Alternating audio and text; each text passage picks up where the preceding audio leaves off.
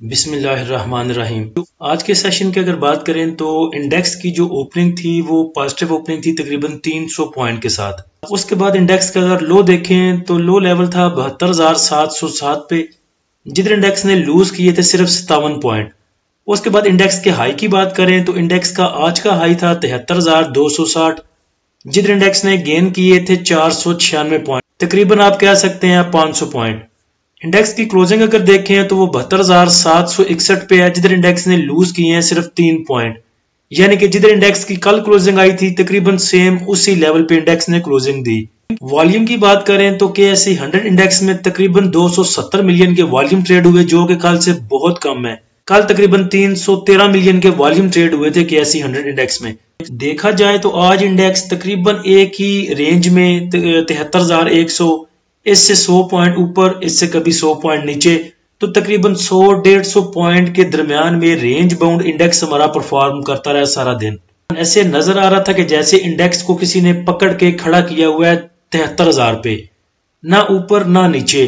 और मुझे लग रहा है कि इंडिविजुअल्स की या सेलिंग होगी, प्रॉफिट टेकिंग होगी, थोड़ी सी पैनिक सेलिंग जिसे आप कह सकते हैं, लेकिन कोई बिग बायर कुछ और होगा। बिग बायर इंडिविजुअल्स नहीं लग रहे, क्योंकि जब इंडिविजुअल्स बाइंग करते हैं तो इंडेक्स को बहुत ऊपर लेके जाते हैं, या जब सेलिंग करते हैं तो इंडेक्स को बहुत नीचे गिरा देते हैं। तो इंडिविजुअल्स की सेलिंग तो हो सकती है आज के सेशन में, लेकिन उनकी बाइंग या आप कह सकते हैं कि इंडेक्स को सस्टेन करवाना इंडिविजुअल्स के बस की बात नहीं है। ऐसे नजर आ रहा था कि जैसे माल जमा किया जा रहा है, कोई दिए जा रहा है और कोई उठाए जा रहा है। लास्ट वीडियो में आपको बोला था कि अगर इंडेक्स हमें मौका देता है 73,100 तक तो हमने प्रॉफिट टेकिंग ही करनी है, और अगर इंडेक्स नीचे जाता है 72,600 तक तो फिर भी हमने प्रॉफिट टेकिंग करनी है। लेकिन अगर जब 72,600 तोड़ेगा तो उसके बाद हमें थोड़ा सा जल्दी में जो अपने प्रॉफिट वाले स्टॉक हैं उनको रिलीज करना होगा। लेकिन अच्छी बात यह है कि इंडेक्स ने जो कल का अपना क्लोजिंग थी उसको भी नहीं तोड़ा। मार्केट के फंडामेंटल्स की बात करें तो वो ठीक है। अब फंडामेंटल्स कहते हुए वैसे ही बड़े मुश्किल से मैंने हासा रोका।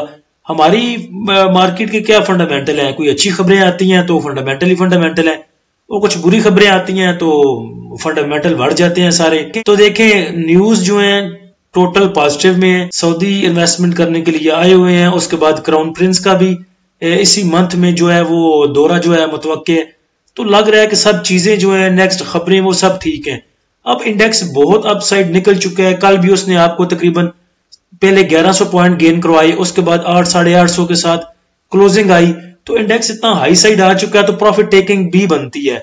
आज एक भाई आके पूछ रहे थे कि FCCL नीचे क्यों जा रहा है, या एक दो भाई के और सवाल थे कि फलाना स्टॉक नीचे क्यों जा रहा है। तो देखें भाई, सिर्फ आपने प्रॉफिट टेकिंग नहीं करनी, करोड़ों बंदे बैठे हुए हैं स्टॉक मार्केट का काम कर रहे हैं, तो सबका दिल करता है कि हम प्रॉफिट टेकिंग करें। और किसी की बाइंग नीचे की है तकरीबन 70,000 की, किसी की 69,000 की बाइंग है, किसी की उससे भी नीचे की बाइंग है, तो उनका बनता है कि वो प्रॉफिट टेकिंग करें, क्योंकि इंडेक्स काफी अपसाइड आ चुका है। अब जिसने बाई ही 73,000 पे किया है उसने क्या प्रॉफिट टेकिंग करनी है और क्या कुछ और करना है, वो तो सिर्फ बैठ के देख सकता है कि कब मेरे रेट आएंगे और मैं इनसे निकलूंगा। प्रॉफिट टेकिंग तो दूर की बात है। तो बाकी देखिए लॉन्ग टर्म में अगर देखें इंडेक्स को तो इंडेक्स ठीक है। सऊदी इन्वेस्टमेंट को देख लें, बाकी जो मुआशी एक प्लान बन रहा है या एक चीज एक ट्रैक पे जाने की कोशिश की जा रही है। FBR बड़ा मुतहरक हुआ है। FBR के पंगे लेके तो मैं ही बैठा हुआ था।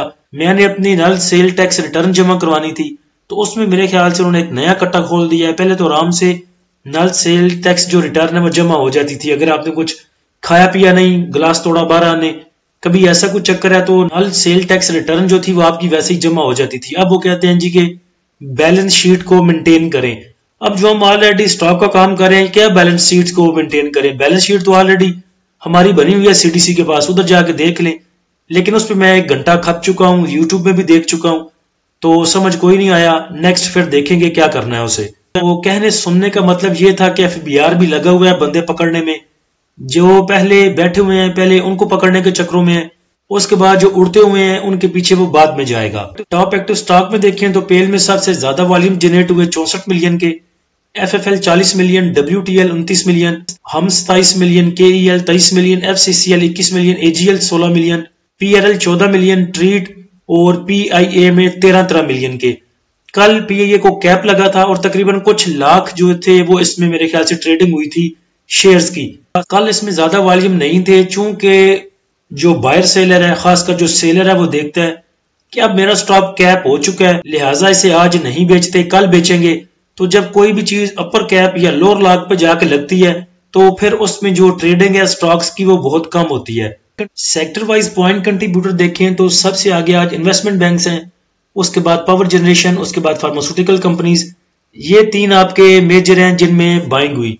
उसके बाद केबल में थोड़ी सी मूवमेंट, लेदर थोड़ा सा, ऑटोमोबाइल असेंबलर थोड़े से, केमिकल में थोड़ी सी मूव, इंजीनियरिंग में थोड़ी सी मूव, पेपर में थोड़ी सी मूव और टेक्नोलॉजी में सबसे थोड़ी मूव। माइनस साइड पे अगर देखें जिन सेक्टर में आज प्रेशर आ तो उनमें सबसे पहले ऑयल एंड गैस एक्सप्लोशन कंपनियां हैं, क्योंकि ओजीडीसी पीपीएल के पास गुड न्यूज नहीं थी।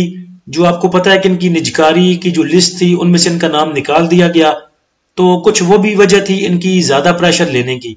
उसके बाद फर्टिलाइजर में भी आज प्रॉफिट टेकिंग कह लें या सेलिंग प्रेशर कह लें देखा गया। सीमेंट में भी आज प्रॉफिट टेकिंग थी, क्योंकि सीमेंट पीछे 2-3 सेशन से अच्छा परफॉर्म कर रहा था। उसके बाद टेक्सटाइल में भी देखें pressure, oil and gas marketing companies, commercial banks भी ठीक मूव नहीं कर सका, फूड भी ठीक मूव नहीं कर सका, ग्लास, सिंथेटिक, रिफाइनरीज। रिफाइनरी में देखें तो सुबह के टाइम मूव थी, एनआरएल बहुत अच्छा मूव किया, तकरीबन 320 को भी टच किया उसने, लेकिन जब क्लोजिंग थी वो फिर क्लोजिंग पे जाके थोड़ा सा प्रेशर लिया, प्रॉफिट टेकिंग कह लें, पैनिक सेलिंग कह लें। उसके बाद जो क्लोजिंग है इसकी वो तकरीबन 308-309 के दरमियान में आई। आज के सेशन में अगर आप देखें तो वो सेक्टर चले हैं जो पीछे 2-3 दिन से नहीं चल रहे थे या बिल्कुल थोड़ी थोड़ी सी उनमें मूव थी। इन्वेस्टमेंट बैंक देख लें, आज पहले नंबर पे आए, पहले 3-4 सेशन में बहुत आगे जाके आ रहे थे पॉइंट कंट्रीब्यूटर में। उसके बाद पावर जनरेशन देख लें, फार्मास्यूटिकल कंपनीज देख लें, तो ये तीन इसलिए मूव किए क्योंकि पहले ये मूव नहीं कर रहे थे, जिनमें मूव थी उनमें आज फिर प्रॉफिट टेकिंग देखने को मिली। और यही चीज कल आपको बताई थी कि प्रॉफिट टेकिंग पे तवज्जो दीजिएगा, और आज सुबह ग्रुप में भी मैसेज किया था कि अपना जो फोकस है वो प्रॉफिट टेकिंग पे रखें। आज के फीपीलीपी की अगर बात करें तो बैंक्स ने आज सेलिंग की 0.04 मिलियन की। इसको आप कह सकते हैं कि बैंक्स ने होल्डिंग की। ब्रोकर की सेलिंग है 1.01 मिलियन की, कंपनीज की सेलिंग 0.23 मिलियन की, फॉरेन कॉर्पोरेट्स की बाइंग 0.74 मिलियन की। कल फॉरेन कॉर्पोरेट्स की बाइंग ज्यादा थी, आज थोड़ी कम है। उसके बाद फॉरेन इंडिविजुअल्स ना बाइंग ना सेलिंग पे। इंडिविजुअल्स की आज सेलिंग है 0.24 मिलियन की। इससे भी आप होल्डिंग कह सकते हैं कि 91 मिलियन का उन्होंने सेल किया, 91 मिलियन का उठा लिया। इंश्योरेंस कंपनीज की आज बाइंग है 1.25 मिलियन की, म्यूचुअल फंड की बाइंग है 0.88 मिलियन की, एमबीएफसी की सेलिंग 0.04, अदर ऑर्गेनाइजेशन की प्रॉफिट टेकिंग 1.14 मिलियन की, ओवरसीज पाकिस्तानी की सेलिंग 0.18 मिलियन की। मैंने आपको बोला था, बल्कि ग्रुप में भी बात की थी कि इंडिविजुअल्स की बाइंग नहीं लग रही और ना इतनी ज्यादा सेलिंग लग रही है। अगर इंडिविजुअल्स ने सेलिंग की भी है तो कोई ऐसा बंदा है, कोई ऐसा इदारा है जो इसको बाय किए जा रहा है। और देखें इंश्योरेंस कंपनियां बाइंग पे, म्यूचुअल फंड बाइंग पे और फॉरेन कॉर्पोरेट्स बाइंग पे। तीन इदारे जो हैं आपके बाइंग पे हैं, बैंक्स होल्डिंग पे है, कंपनीज भी होल्डिंग पे हैं, और बेचा है सिर्फ अदर ऑर्गेनाइजेशन ने और ब्रोकर ने। तो दोनों की सेलिंग और बाकी सब इदारे या होल्डिंग पे या बाइंग पे। तो इसलिए इंडेक्स इतना जो बैलेंस इंडेक्स था, ना ऊपर ना नीचे, 73,000 का लेवल उसने ब्रेक ही नहीं किया और सस्टेन किया, उसकी क्लोजिंग भी उधर दी। और दूसरे नंबर पर अगर टेक्निकली आप देखें तो हमारा इंडेक्स वैसे भी डबल टॉप बना चुका है। पहले भी जो रेजिस्टेंस मिली थी इसको वो इधर ही मिली थी, तकरीबन 73,300 73,200 पे, और आज की जो रेजिस्टेंस है वो भी सेम लेवल पे है। और उसके बाद जो आपका इंडेक्स है वो ओवर बॉट की तरफ था। उसके बाद जो इसमें ऑटो सेक्टर था, इसमें प्रॉफिट टेकिंग भी बनती थी। उसके बाद जो आपका ऑयल एंड गैस एक्सप्लोरेशन कंपनियां हैं, एक तो इंटरनेशनली उसमें ऑयल प्राइसेस कम हुई, उसका अच्छा इंपैक्ट आपकी मैशत पे तो आ सकता है, लेकिन बुरा इंपैक्ट जो है वो एक्सप्लोरेशन सेक्टर पे जरूर आएगा। कुल मिला के ये होना था। और फीपीलीपी को अगर देखें तो एक बैलेंस फीपीलीपी आपको नजर आ रहा है। इदारे या तो बाइंग पे हैं या होल्डिंग पे हैं, तो इसका मतलब है कि इंडेक्स आपको मौका देगा निकलने का, प्रॉफिट बुक करने का। अगर प्रॉफिट बुक करने का ना भी दिया तो कम से कम इंशाल्लाह निकलने का मौका जरूर देगा। बाकी कुछ सेक्टर जो बहुत बढ़ गए थे उनमें प्रॉफिट टेकिंग आनी बनती थी। सैड बोर्ड जो एटम थे वो आज चले, जिन स्टॉक में पहले मूव नहीं मिली थी हमें वो आज चले 2-3 सेक्टर।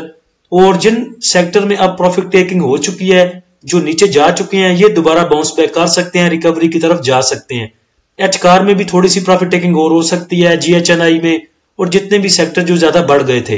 इंडेक्स के आगे रेजिस्टेंस एंड सपोर्ट लेवल की बात करें तो रेजिस्टेंस वही जहां से आज इंडेक्स को रेजिस्टेंस मिली, और पहले भी एक दफा बैक कर चुका है उधर से 73,000 का, उसके बाद 73,300, उसके बाद 73,600। सपोर्ट की अगर बात करें तो इंडेक्स के पास सपोर्ट नीचे 72,450 की, उसके बाद 71,800 और उसके बाद 71,500 की। स्टॉक की अगर बात करें तो पाकिस्तान एल्युमिनियम ब्रेवरेज कैन एक अच्छा स्टॉक है, फंडामेंटल इसके बड़े स्ट्रांग हैं, फ्री कैश इसके पास पीछे बहुत ज्यादा थी। मैं इसको लेना चाह रहा था 58 पे, लेकिन उसके बाद ये मेरे माइंड से निकल गया। अभी भी एक अच्छे लेवल पे है, आप इसको बाय कर सकते हैं। 65 से लेके 65-50 तक इसकी अच्छी बाइंग हो सकती है, और जो फर्स्ट टारगेट इसका होगा वो होगा 67, 67.5 रुपए, और दूसरा टारगेट तकरीबन 72 रुपए, और स्टॉप लॉस आप यूज करेंगे इसमें 62.5 रुपए का, 62.50 का स्टॉप लॉस आप इसमें यूज कर सकते हैं। कुछ भाई मैसेज करते हैं कि फलां स्टॉक को इधर बेचना बनता है, इधर लेना बनता है, तो देखें जो लेना बेचना बनता है वो आपको बता देते हैं लेवल्स हम ग्रुप में। उसके बाद आपको पता है कि आपका माइंड क्या है कि आपने उस स्टॉक में कितना प्रॉफिट बुक करना है, तो वो आप अपने माइंड से चला करें। आपकी अब क्या स्ट्रेटजी है हमें क्या पता। आप आके पूछते हैं कि फलां स्टॉक इधर बाय करना बनता है, फलां स्टॉक को निकाल दूं। अब मुझे पता ही नहीं, मैं एच कार को नहीं देख रहा, मैं साजगार को नहीं देखता, मैं MTL को नहीं देख रहा, मैं अपने स्टॉक देख रहा हूं। तो आप आके ऐसे सवाल पूछते हैं कि एच कार को इधर बेचना चाहिए। अब किधर, ना मुझे पता आपकी बाइंग किधर पे है, ना मुझे पता है कि आपने उसका स्टॉप लॉस आपको किसने उसका बताया, ना मुझे पता है करंट वो किस जगह पे मूव कर रहा है। तो जो हमारे पास इंफॉर्मेशन होती है सिद्दीकी साहब के पास या मेरे पास, वो हम ग्रुप में शेयर कर देते हैं। उसके अकॉर्डिंग आपने कैसी स्ट्रेटजी बनानी है, कितना प्रॉफिट आपने बुक करना है, देखें ये आपका अपना माइंडसेट है, और आप अपने माइंडसेट के हिसाब से अपनी मूव बना सकते हैं। उसके अलावा इंडेक्स लॉन्ग टर्म में ठीक नजर आ रहा है, खबरें सब ठीक हैं। अब ये रॉकेट तो है नहीं सीधा आसमान की तरफ जाएगा, आप कह सकते हैं ये पींग है, जैसे झूला नहीं होता था। अब झूले बहुत किस्म के हैं, लेकिन पंजाबी में आप इसको पींग कह ले। पींग कभी आगे ऊपर जाती है, कभी नीचे आती है, तो इसने भी कभी ऊपर जाना है कभी नीचे आना है। रॉकेट साइंस कोई नहीं है कि इसने सीधा ऊपर ही जाना है और जाके खला में ही साह लेगा। तो इसने साह भी लेने हैं, कभी ऊपर कभी नीचे, सांस भी लेगा, कभी आगे चलेगा, कभी दौड़ दौड़ के थकेगा तो पीछे की तरफ आएगा। तो पैनिक ना हो जाया करें, पहले सोच समझ के स्टॉक बाय किया करें, फिर सब्र करके बैठ जाया करें, और या फिर स्टॉप लॉस यूज करें या एवरेज करने के मेथड इस्तेमाल करें। अल्लाह हम सबका हामी नासिर हो। इजाजत दीजिए, अल्लाह हाफिज।